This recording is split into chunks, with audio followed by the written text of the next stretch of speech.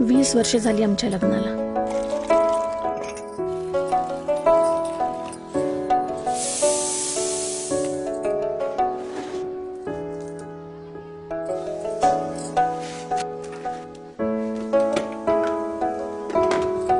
अहो डबा राहिला.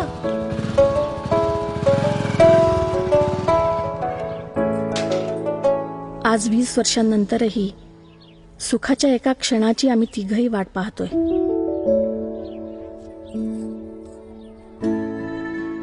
माझं लग्न एका शिक्षकाशी झालेलं. लग्नानंतर काहीच वर्षात लक्षात आलं की शिक्षकाला वर्गातली कमी पण इतर कामं फार. कधी सर्वे करा, कधी शासकीय कामं, रात्र रात्र उत्तरपत्रिका तपासा, नाहीतर उशिरापर्यंत शाळेतली इतर कामं.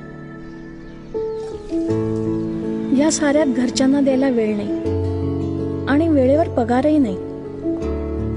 एक दिवस मी हिम्मत करून विचारलं, तुम्हाला दुसरी कुठली नोकरी नाही का करता येणार?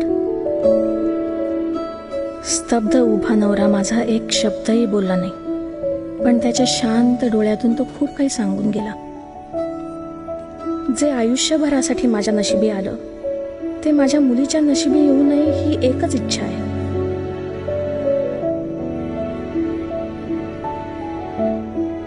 आणि एक दिवस एक लाल दिव्याची गाडी दारात येऊन थांबली. त्या गाडीचं दार उघडून एक अधिकारी बाहेर आला.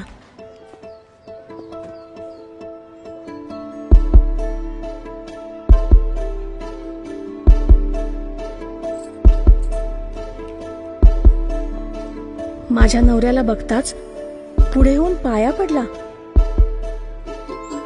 माझा तर स्वतःच्या डोळ्यांवर विश्वासच बसत नव्हता. आजूबाजूला जमलेले लोक अवाक होऊन पाहत होते. तो अधिकारी म्हणजे यांचा माजी विद्यार्थी होता. तोंड भरून यांचं कौतुक करत होता, आभार मानत होता.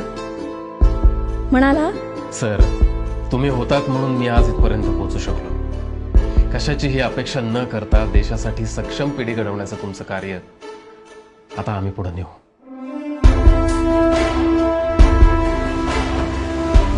शिक्षकाचं काम किती मोलाचं आहे हे त्या दिवशी मला जाणवलं.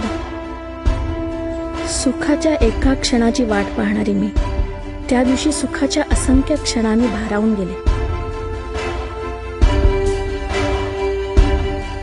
देशाला उज्ज्वल भविष्य देणाऱ्या शिक्षकांचा आम्हाला अभिमान आहे.